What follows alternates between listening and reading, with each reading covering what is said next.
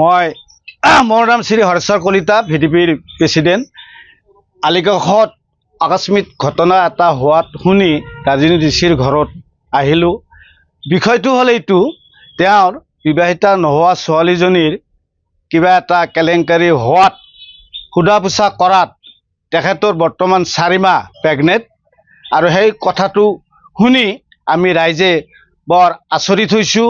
আৰু ইয়াৰ বিষয়ে আমি অলপ সোধা পোছা কৰাত আসামীজন বাহিৰ কৰাৰ কাৰণে ৰাইজে বহুত প্ৰেছাৰ দি আছোঁ। আৰু সম্ভৱত এজন মানুহৰ নাম ইয়াত প্ৰকাশ হৈছে, তেওঁ হ'ল আকৰাম আলী, তেওঁৰ পিতা হ'ল ইয়াকুব আলী। গতিকে তেওঁৰ ওপৰত সন্দেহ কৰি আমি ৰাইজে তেখেতৰ নামত এজাহাৰ দিয়াৰ কাৰণে আলোচনা বিলোচনা কৰা হৈছে। আৰু সেই বিষয়তে আমি আগবাঢ়িছোঁ। তেওঁৰ একোৱেই নাই, ৰাজনী ঋষিৰ ছোৱালীটো আৰু তেওঁৰ পাগলা যাৰা মানুহ। গতিকে ইয়াৰ উচিত ব্যৱস্থা পোৱাৰ কাৰণে আমি আইনী ব্যৱস্থাটো লোৱাৰ কাৰণে আমি আজি ইয়াত উপগত হৈছোঁ আৰু আবেদনটো কৰা হৈছে আমাৰ। আকরামের ঘরে কে কে ছিল? সেদিমা ছিল। কে রে তার কি করছে? ঘরে ঢুকাইছিল। ঘরে ঢুকাইছিল, তারপর দরজা মারছে। দরজা মারছিল। আর তোর লগে কে গেছিল? জনকে জনকে রে কি করছে? জনকে করে জায়গা জায়গা। আর আশা তারে কি করছে? পরে যাইছে আকরামের আশা কি হয়? জামাই বউ হয়। তারপরে তো আশা তোর যে ওইটা জাইনা দিছে, প্রেগনেন্ট জাইনা দিছে, ওইটা কি করছে? ওই আছে। ওইটা তোর সকালে দেখাইছিল। হ্যাঁ। তারপরে কতদিন আগে দিছিল? মেলা দিন। তার কতদিন? সোমবারে। সোমবারে। তারপরে তোরে ওইটা টেস্ট করছে। হ্যাঁ। তারপরে তোরে আর কি কি করছিল? কইস না। কারে কবার না করছে? মানুষের কবি না করছে। মানুষের কবার না করছে। আর কার দোষ দিবার দিছে? অন্য মানুষ কথা কবি লোক মানুষের। অন্য মানুষকে? অন্য মানুষকে?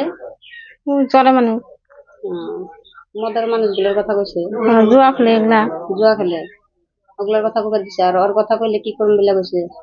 গাল পারবো। গাল পারবো। আরো মারবো। আর কি করছে? নাই। আর তোর পেটের মধ্যে কে কি করছে? পোলান তো রাত্রে দিছে তোর পোলান পেটে। তোর লাত্তি মারছে? কে মারছে লাত্তিটা? পোলান আমার কষ না। ওই করছে যে পোলা বানাইছে তুই আমার কষ নাই। আর লাত্তিটা কে মারছে? নাইকে কয় না, লাত্তিটা তোর পেটে কে মারছে? তোর পেট বড় খেয়ে তো। কে কইছে? আমি কিছু ছোট আসলো আগে। কে কইছে? পোলান আছে না, এই কথাটা কে কইছে? কইছে দিলে বেরে তোর নিয়ে যাম কইছে। কে কইছে? কেরা কইছে? কেরা? সেদিমা কইছে। ওর মার নাম কি? আশা। আশা। আর তোর পেটের মধ্যে কে লাত্তি মারে বলে কইছে? রাত্রি দেয় না কে? এমনি করে মাইরা নিয়ে এমনি করে কয়। কোন সাইডে মারছে? জোরে মারছে না আসতে? তো তুই লাত্তি মারার পরে কিছু কস নাই? কিছু কই নাই।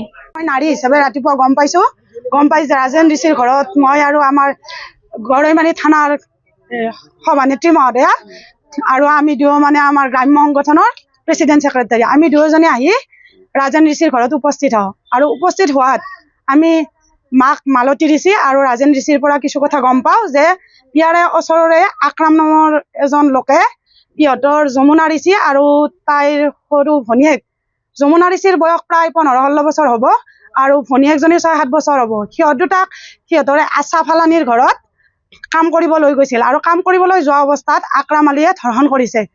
আৰু ধৰ্ষণ কৰাটো ফালানীয়ে জানি আজি তাই যমুনা ঋষিয়ে 4 মাহৰ অন্তঃসত্ত্বা বৰ্তমান। কিন্তু যেতিয়া ফালানীয়ে গম পাইছে এই কথাটো, যোৱা সোমবাৰৰ কথা 6 তাৰিখৰ কথা, 6 অক্টোবৰত তেখেতে আহি আকৰামৰ ঘৈণীয়েক ফালানীয়ে আহি ইহঁতক প্ৰেগনেন্সি টেষ্ট কৰাইছে। আকৌ টেষ্ট কৰি পেলাই কৈছে যে তোমাৰ ল'ৰা নহয় ছোৱালী হ'ব, এইবোৰ কথা তুমি কাৰো আগত নকবা আৰু তুমি মোৰ জামাইৰ কথা নকবা, ক'লে তোমাক আমি মাৰিম আৰু থানাত লৈ যাম।